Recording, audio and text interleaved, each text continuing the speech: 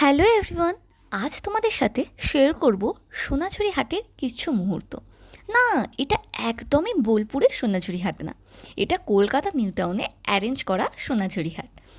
অনেক দিন থেকেই যাবো ভাবছিলাম, বাট কোনোভাবেই সময় হয়ে ওঠেনি।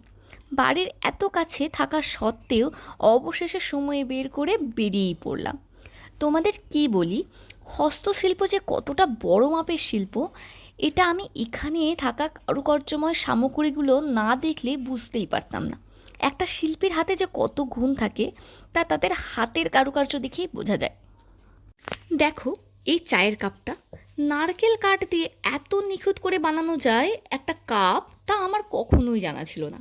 প্রতিটা সামগ্রীতে একটা অদ্ভুত রকমের ভাস্কর্য ফুটে উঠেছে। আমি রীতিমতো দাঁড়িয়ে দেখছিলাম কিভাবে এনারা এত সুন্দর নিখুঁত আঁকে একটা জামার ওপর, তাও আবার এত অনায়াসে। দেখো তোমরা, উনি কত সুন্দর ওনার কাজ লাইভ করে দেখাচ্ছিলেন। আমিও তাই না ভিডিও করে পারলাম না।